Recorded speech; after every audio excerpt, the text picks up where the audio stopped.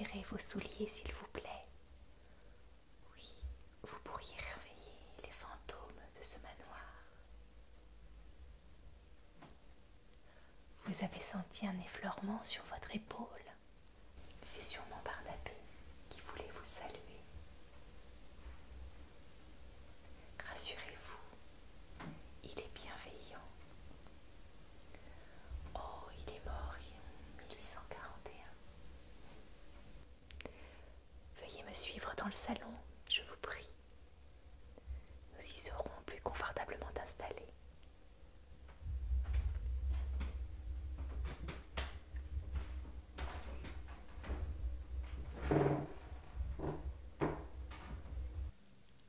Aujourd'hui, je vous propose la lecture d'un conte à dormir debout,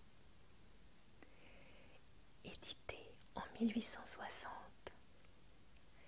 Le titre de ce conte que je vous propose de lire aujourd'hui s'intitule Le Mandarin.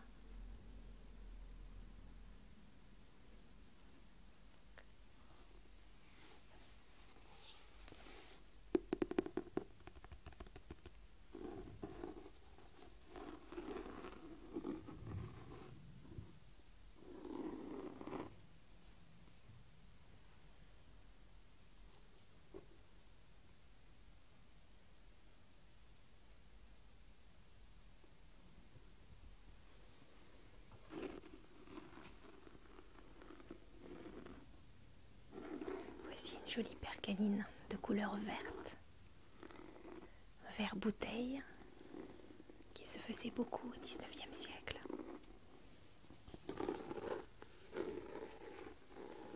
Si vous me suivez, vous commencez à connaître ma bibliothèque.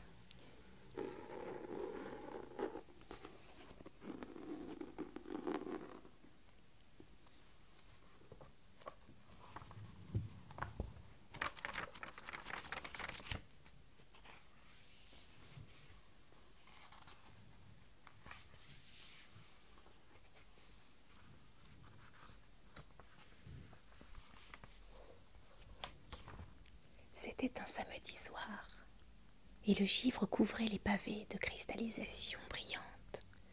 Le quartier de l'Opéra était plein de bruit et de lumière. Le carnaval secouait ses grelots.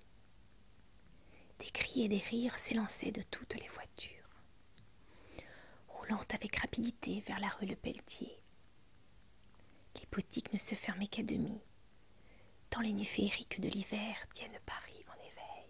Et cependant, M. Georges d'Aubremel, l'un des héros les plus fêtés de ces grandes bacchanales, ne paraissait point en humeur de se rendre à l'appel joyeux qui retentissait sur toute la montagne parisienne, depuis le télégraphe de Montmartre jusqu'à l'église Notre-Dame de Lorette. Enfoncé dans un grand fauteuil, les pieds sur les chenets et les mains pendantes, il était plongé dans une sombre méditation. Un livre ouvert reposait près de lui et une lettre violemment froissée gisait à terre. Orphelin à 12 ans, Georges avait vu mourir sa mère, tuée par 10 ans de souffrance. Le marquis Gratien d'Aubremel, ruiné par des prodigalités insensées, avait épousé par calcul, bien plus que par amour, une héritière anglaise, Miss Marguerite O'Grady, qu'il abandonna misérablement après qu'il eut mangé sa dot. Cette histoire, assez ordinaire, avait eu un dénouement plus ordinaire encore. Le marquis d'Aubremel passa aux Indes dans l'espoir d'y tenter la fortune, et la fièvre jaune l'y tua. Georges avait donc puisé dans l'histoire de sa famille de tristes enseignements qui développèrent outre mesure ses penchants innés à la misanthropie. Si l'on peut appeler ainsi une tendance invincible à croire à l'apparence du mal, en même temps qu'on doute de la réalité du bien. Il soutenait sa logique décourageante assez résolument pour éviter la faute où tombent habituellement les faiseurs de paradoxes psychologiques. Il n'admettait en aucune exception, moins pour lui que pour tout autre. Au fond, Georges se croyait peut-être incapable de commettre une mauvaise action, mais il n'en eût pas juré, car selon lui, l'homme le plus pur devait faillir dans une circonstance donnée, à cette double condition que son intérêt personnel fut fortement engagé, et qu'il ne courut que de risques relativement insignifiants. Cette tournure de pensée, rehaussée par un peu d'esprit et beaucoup d'impertinence, avait fait de Georges un personnage redouté de son cercle d'intimes. Mais on comprend qu'elle lui donnait peu d'amis. Le jugement commun se fonde plutôt sur les paroles que sur les actes, et Georges portait la juste peine de ses doctrines amères. En somme, elle ne lui rapportait pas ce qu'elle lui coûtait. Il venait d'en faire la triste expérience. Georges avait été présenté par hasard à M. Montmoreau, un riche fabricant de tissus de laine, qui aimait à réunir 4 fois par hiver des gens aimables, des artistes, et agréables désœuvrés. Mademoiselle Ernestine Montmoreau avait paru sensible aux attentions de ce charmant cavalier qui joignait aux grâces un peu vives de l'esprit français les manières sévères et l'élégance un peu hautaine du sang anglais des O'Grady. De son côté, Georges aima vraiment mademoiselle Montmoreau, et il fit hâtivement, sans doute, une démarche qui échoua. Monsieur Montmoreau avait été inflexible. Il ne donnerait jamais sa fille à un homme pauvre et sans avenir. Bien qu'il dût 1000 fois prévoir cette réponse, Georges demeura anéanti. Ses espérances étaient brisées d'un seul coup, et dans quel moment? Une affiche rouge à demi déployée et qui se glissait subrepticement entre le mur et le divan contenait d'abominables menaces. Les huissiers avaient passé par là. Georges s'emporta contre lui-même. Ah, se disait-il, le diable soit des scrupules. Si j'eusse été moins amoureux, je serais aujourd'hui le mari d'Ernestine. J'aurais une femme charmante et que j'aime après tout. J'aurai aussi une fortune, une position, ce luxe sans lequel je ne puis m'accoutumer à vivre, tandis que je ne saurai demain où reposer ma tête. Demain, à 10 heures, des huissiers vont tout me prendre. Tout, depuis ce croquis de Troyon jusqu'à ce magot de porcelaine qui balance sa tête narquoise et semble me jauger. Ils me prendront ce petit coffret qui vient de mon père et ce médaillon qui contient des cheveux de... Comment s'appelait-elle? Pauvre fille qui m'aimait tant, et voilà que tout ce qui me reste d'elle s'en va, même son nom. Quoi? Rien? Pas un espoir, pas une ressource. Ah, c'est aujourd'hui que la lune commence sérieusement pour moi, et voici que je suis faible et découragée. Je n'éprouve même plus que ces impulsions folles qui m'ont quelquefois chassée de mon lit, à l'heure où tout le monde sommeille, et me faisait chercher par la ville, avec une conviction profonde, un portefeuille bien garni qu'un dieu inconnu devait avoir, exprès pour moi, déposé au coin de quelques bornes ou à l'angle d'un trottoir. Dans ces moments-là, si un important m'eût arrêté au passage, je l'aurais sérieusement accusé de ma ruine. Je croyais encore à quelque chose, même aux billets de banque perdus. Ah, et aujourd'hui, je ne ferai plus ces folies, mais je crois que je ferai pis, si le crime vulgaire, bas, misérable, honteux était permis au fils du marquis d'Aubremel et de Marguerite O'Grady. Ô grand homme, continua-t-il en reprenant le volume ouvert près de lui, grand philosophe que les ignorants appellent un sophiste. Oh, que tu as exprimé une chose profondément vraie quand tu écrivis ces lignes que je ne relis jamais sans terreur. Supposez un mandarin de la Chine, un homme qui vit à 3000 lieues de vous, dans un pays fabuleux, un homme que vous ne verrez jamais. Supposez encore que la mort de ce mandarin, de cet homme chimérique, doive vous rendre riche. À millions et qu'il vous suffise de lever le petit doigt. Chez vous, en France, pour qu'il meure, sans que jamais personne puisse vous inquiéter. Dites, que feriez-vous? Ce passage terrible a dû faire rêver bien des gens, et Blanchon, ce grand matérialiste si bien décrit par M. de Balzac, n'avoue-t-il pas dans un épanchement intime qu'il en est à son 33e mandarin? Georges interrompit quelque temps son monologue et courba la tête pour laisser passer l'ouragan que le philosophe athée avait déchaîné de son âme. Les mauvais instincts réveillés parlaient en ce moment plus haut que la raison, plus haut que la réalité.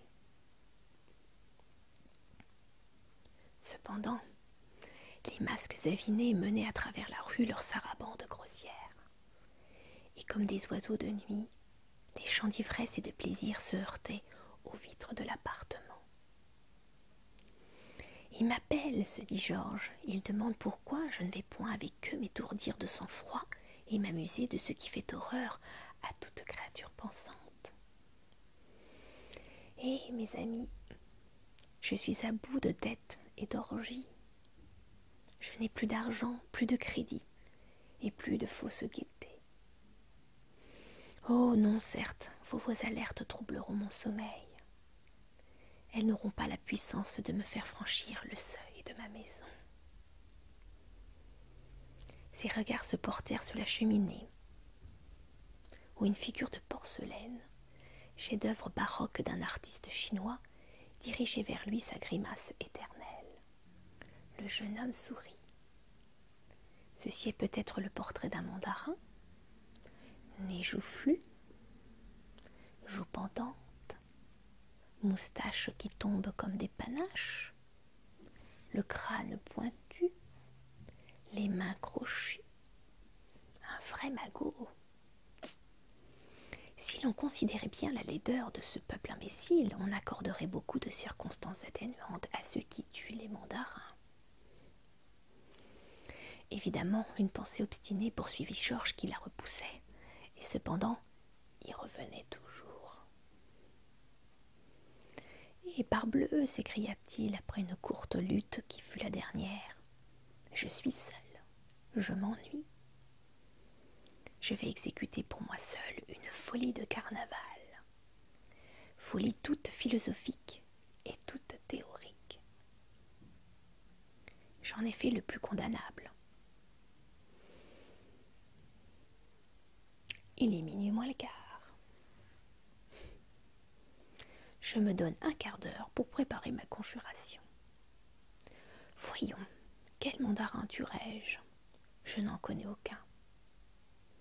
Et je n'ai pas l'almanach bottin du céleste empire. Cherchons un peu. Un journal se trouvait là. Georges le parcourut rapidement. On était au fort de la querelle de la Chine et de l'Angleterre. À la 7e colonne, notre héros trouva une proclamation signée des commissaires impériaux Lin, Lu, Lun et Li. Va pour Li, se dit-il. C'est probablement le plus jeune. La pendule gronda, annonçant l'heure. Georges prit devant sa glace une pose solennelle et dit d'une voix forte: si la mort du mandarin Li doit me rendre riche et puissant, quoi qu'il en puisse advenir, je veux la mort du mandarin Li. Et il leva le doigt. Au même instant, le magot de porcelaine oscilla sur la base et vint se briser aux pieds de Georges stupéfait. Il eut un moment d'effroi superstitieux, mais il réfléchit que son doigt avait touché la fragile figure. Et l'accident ainsi expliqué, il se déshabilla, se coucha et s'endormit la conscience légère. Cependant, Domino, Pierrettes et débardeurs passait incessamment sous ses fenêtres en chantant des airs connus. Le bal de l'opéra fut extrêmement gai au dire des experts, et rien n'annonça aux Parisiens que dans la nuit du 12 janvier 1840, M. Georges d'Aubremel avait condamné à mort le mandarin Li, fils du Meng, fille de Tse, mandarin lettré de 104 quatrième classe. À 9 mois de là, Georges d'Aubremel habitait un hôtel garni en fouilles entre deux saillies de la rue Saint-Pierre-Montmartre. Et il vivait d'emprunt. Le sceptique gentilhomme devait une somme considérable à son hôtesse. Ses habits avaient vieilli, car le tailleur avait brisé toute relation avec Georges le jour où l'élégant ameublement de la rue Laffitte s'était allé tristement à l'hôtel des commissaires-priseurs. Cette morgue des mobiliers de garçon. Le marquis d'Aubremel était à 2 doigts de cet anéantissement total qui aboutit à la folie ou au suicide, qui est aussi une folie. Un matin, il attendait son hôtesse à qui il voulait demander un nouveau délai. Il s'était assis dans la cage vitrée qui précède l'escalier des hôtels garnis. Un journal se trouvait sous sa main. Il le parcourut et l'article suivant eut le privilège d'attirer son attention. Chiu-Sang, 12 janvier 1840. Les hostilités ont éclaté entre l'Angleterre et le Céleste Empire. La mort subite et inexplicable du mandarin Li, qui seul dans le conseil contrebalançait l'influence de Lin, homme violent et porté pour la guerre, ont amené de regrettables événements. À la première attaque, les Chinois se sont enfuis avec une incroyable couardise. Mais dans leur retraite, ces lâches coquins ont massacré plusieurs négociants anglais qui avaient établi des factories aux portes mêmes de Canton. Parmi les victimes se trouve un vieillard appelé Richard O'Grady, qui laisse une fortune évaluée à 1 demi-million de livres sterling. Le Times annonce que les héritiers du défunt sont invités à se présenter chez M. William Harrison, Solicitor, Soho Square. « Mon oncle !» s'exclama Georges. « Hélas, j'ai tué mon oncle et le mandarin Li. » Georges n'avait pas le premier sou de l'argent nécessaire pour aller à Londres.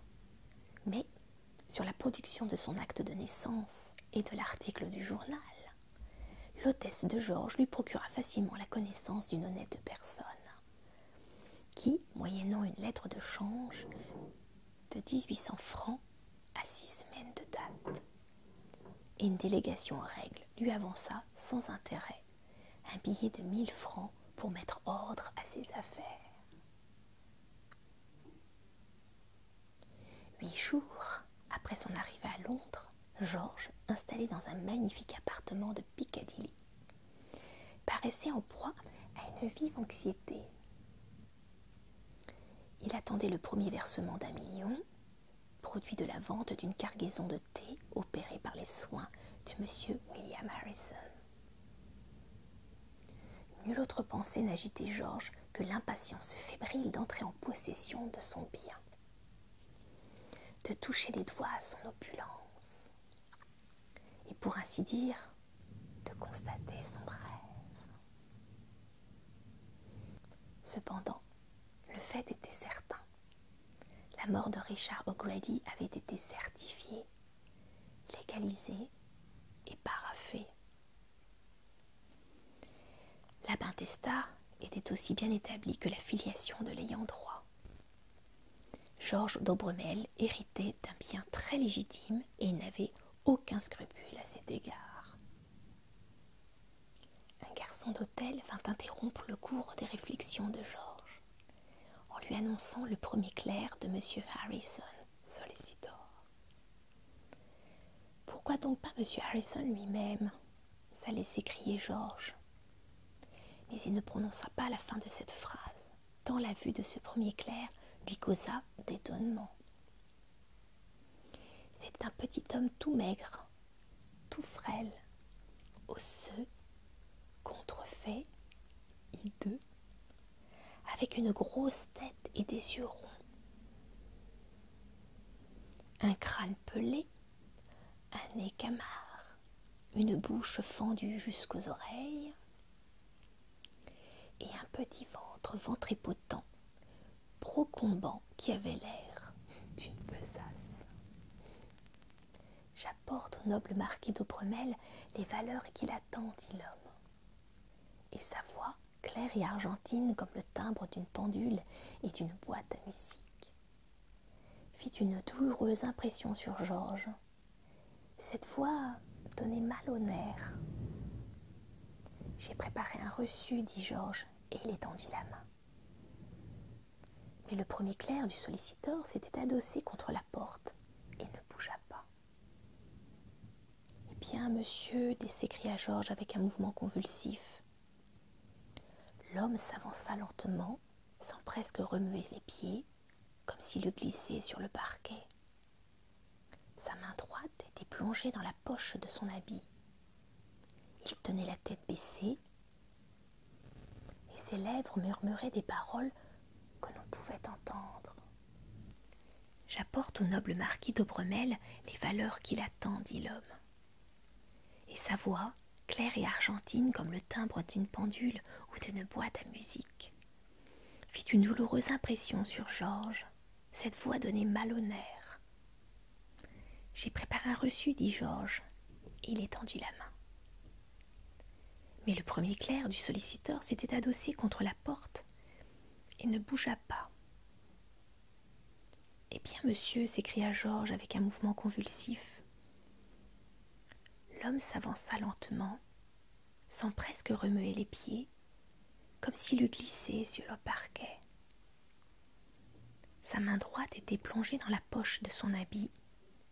Il tenait la tête baissée, et ses lèvres murmuraient des paroles qu'on ne pouvait entendre.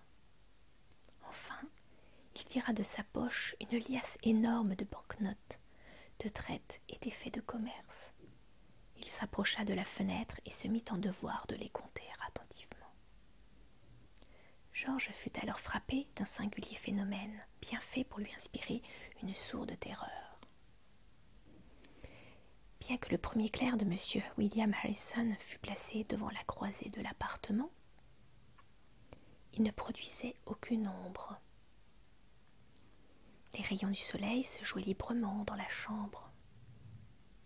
Et à travers ce corps humain, aussi diaphane que le cristal de roche, Georges voyait distinctement les maisons situées de l'autre côté de la rue. Alors, il lui sembla que ses yeux se dessillaient. Le frac noir du clerc s'était coloré de bleu, de vert et d'écarlate. Il s'était allongé comme une simarre et portait l'image éclatante du dragon de feu, fils de Bouddha. Sur le crâne jaune et dégarni du petit homme s'élevait une natte de cheveux grisonnants, hérissés comme un plumet. Ses yeux ronds et jaunes tournaient dans leur orbite avec une rapidité singulière. Georges reconnut Li, fils de Meng, fille de Tse, mandarin lettré de 144e classe. Le meurtrier n'avait jamais vu sa victime, mais il ne put douter que ce fût elle. Grâce à la prodigieuse ressemblance du premier clerc du solliciteur avec le magot de porcelaine qui s'était brisé dans la nuit du 12 janvier 1840. Cependant, l'homme avait fini de compter sa liasse et il l'attendit à Georges d'Aubremel en lui disant de sa voix argentine: « Monsieur le marquis d'Aubremel, voici 40 000 livres sterling. Donnez-moi votre reçu. » Et Georges entendait encore la voix lui dire sur un mode plus aigu encore: « Georges, voici 1 million à compte sur le prix de ton crime. Georges, mon meurtrier, prends cet argent de ma main. »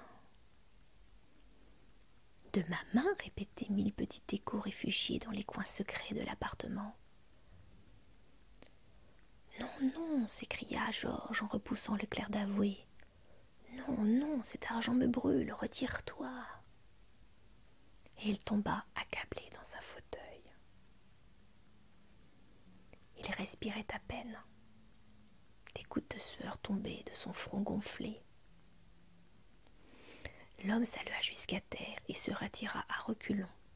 À mesure qu'il s'éloignait, Georges le voyait reprendre sa forme naturelle. Les rayons du soleil d'automne avaient cessé d'animer cette incompréhensible apparition. Il n'y avait plus devant Georges que le très humble commis de son chargé d'affaires.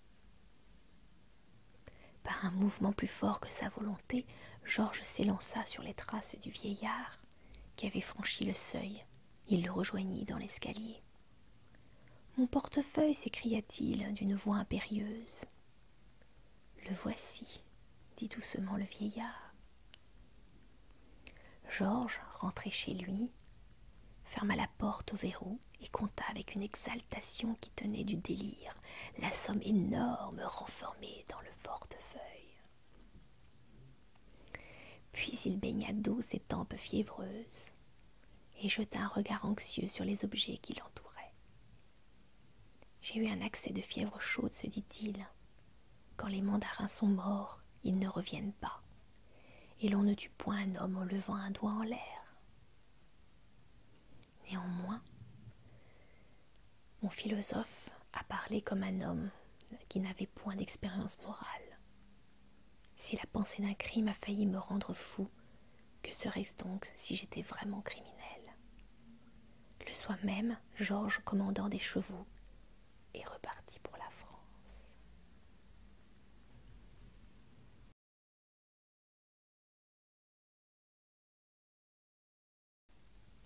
À quelque temps de là, M. Montmoreau, chevalier de la Légion d'honneur, donna un grand dîner pour célébrer les fiançailles de sa fille avec le marquis Georges d'Aubremel.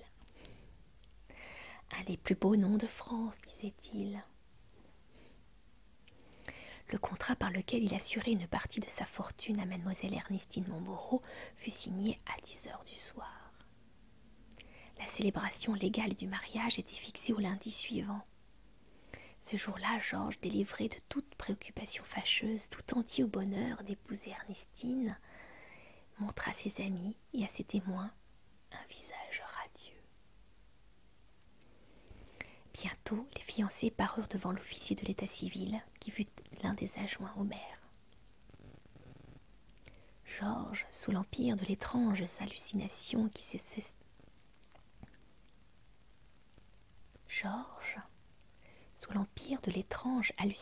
qui ne cessait de le poursuivre, trouva quelque ressemblance entre l'adjoint et le chinois qu'il avait une nuit brisé par maladresse.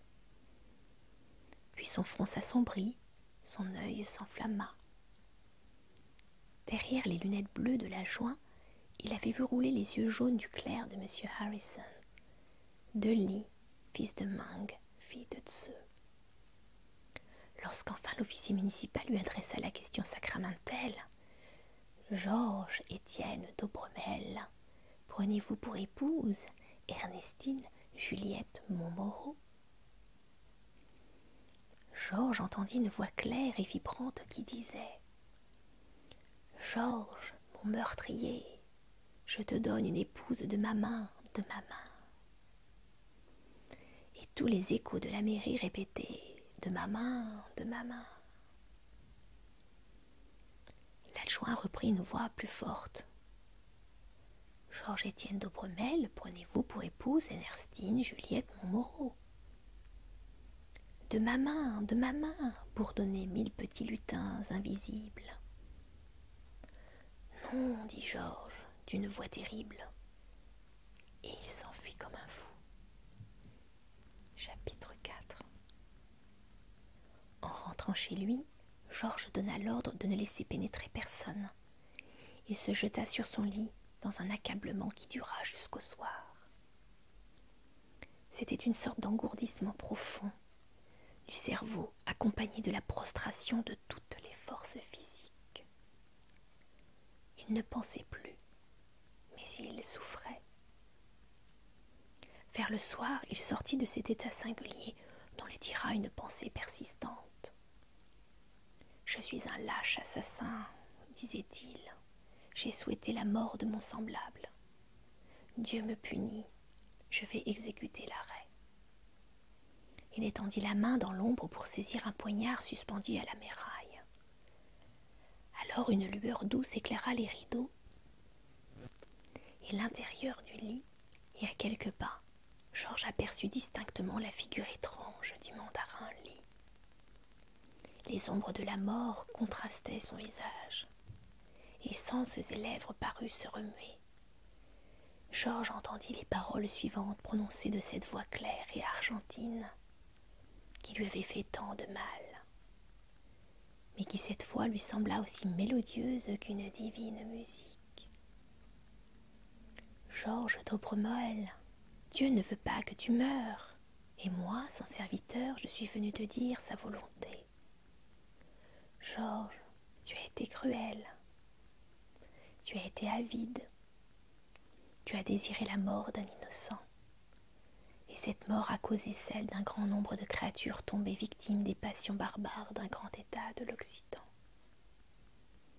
Georges, la vie humaine est une chose qui doit être sacrée pour l'homme.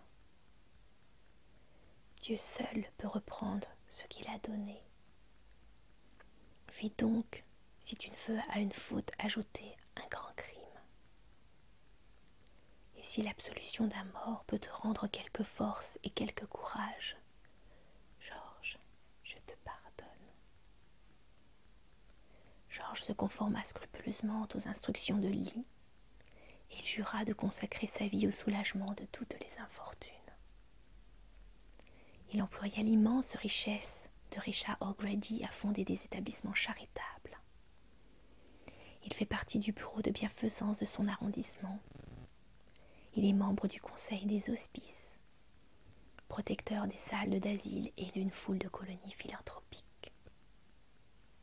Ernestis Montmoreau n'a jamais voulu le revoir.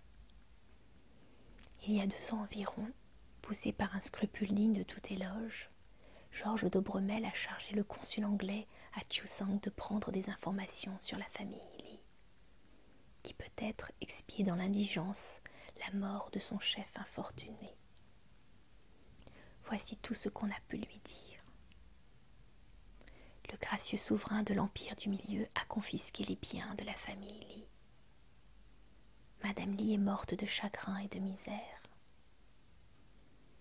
Et Li fils, s'étant permis de blâmer la sévérité du glorieux empereur, a été étranglé bel et bien, ainsi que ça doit se faire dans un état policé.